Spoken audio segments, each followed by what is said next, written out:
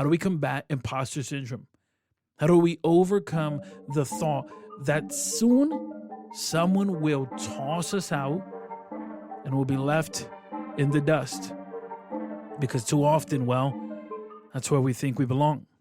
Thank you for tuning in to Strategy Rewind. I'm your host, Miguel Lebron, and I'm a personal growth strategist. I help individuals think strategically and establish a strategy in order to be able to accomplish their breakthrough moment. And this podcast focuses on the strategies, the tactics, and the mindset necessary for a breakthrough moment.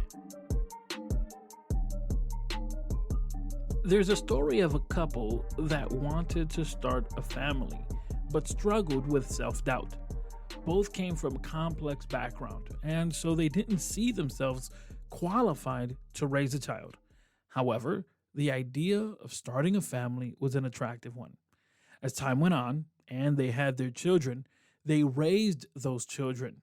Nonetheless, the mother of the household still felt as though she felt as though she was not the best.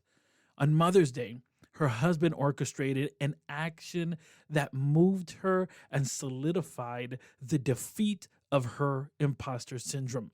This is what happened. You see, she beat herself up for years over things she didn't do or could have done better, things she could have said but didn't say, things she just didn't know at that moment. Okay, so even though she lived this way, beating herself up, despite the fact that she felt this way, her husband would always assure her that she was an excellent wife and an amazing mother. Still, she couldn't see herself in the mirror as such.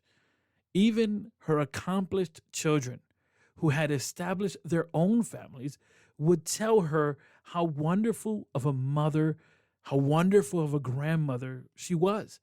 But still she felt like a fraud. What she did not know was that her husband had spoken to all of the family members before Mother's Day. And on Mother's Day morning, she was inundated with handwritten letters, not only from her husband and children, but also from family members.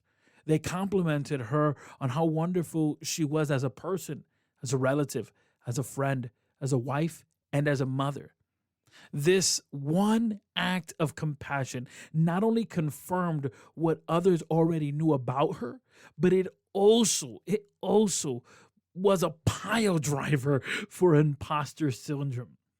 We frequently struggle with the thought that we're not good enough, or we think that someone is going to identify us as being in the wrong room or being the person that shouldn't be in the position we are.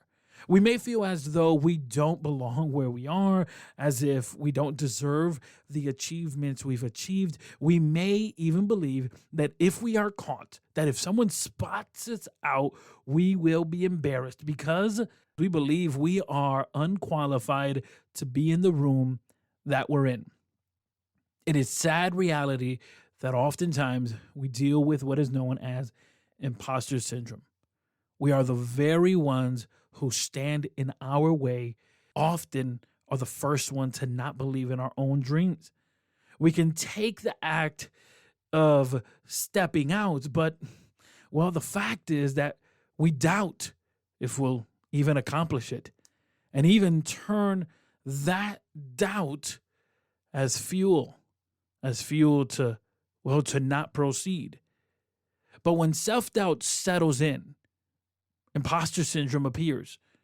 We find ourselves feeling as though we aren't enough for the success that we've obtained. So precisely, imposter syndrome is the idea that we should not be in the position that we are, and that we only made it out of dumb luck. This feeling makes us feel unqualified. And it makes us feel as though if we're spotted, we'll be tossed out like yesterday's garbage. But the question now becomes, how do we combat this? How do we combat imposter syndrome? How do we overcome the thought that soon someone will toss us out and we'll be left in the dust? Because too often, that's where we think we belong. One thing you can do to combat imposter syndrome is write down your accomplishments. By writing down your successes and keeping them in a visible location like your phone, refrigerator, etc., you'll be able to remember and remind yourself of those accomplishments and change the narrative of what you tell yourself, because the biggest story you'll ever tell is the story you tell yourself. You belong where you are. You belong there because of what you've done. Hard work begot greatness, and greatness begot hard work. So number 1, write down your accomplishments. Number 2, know your superpowers. As Dr. Martin Luther King Jr. said, everyone has the power for greatness, not for fame, but greatness, because greatness is determined by service. End quote. The truth of the matter is we all have a superpower. We often see the worst in ourselves before seeing the best. In fact, we often stand firm to defend someone else's superpower, but neglect our own. Recognize your superpower because, well, the fact is this will help you. Doing so, you'll be able to work towards manifesting the greatness that is in you. Greatness is not a destination. It is the manifestation. It is the revelation of the authentic you. So, know your superpower. Number 3, distance yourself from toxic people.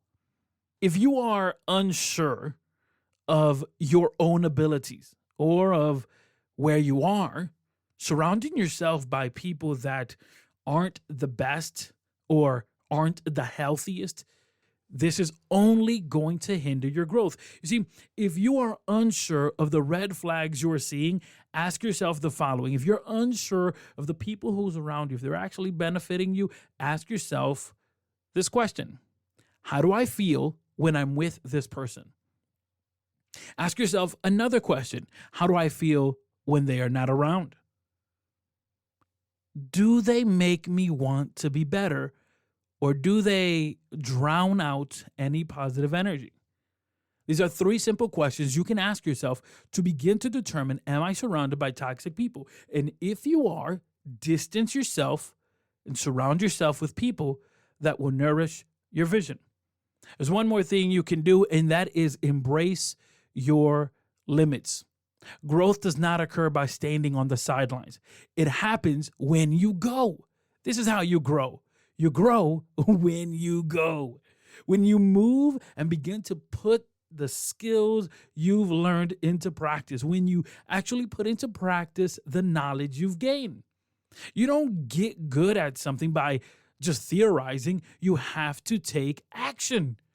It is at that moment that you may put all of your ideas and lessons to the test, and you'll grow.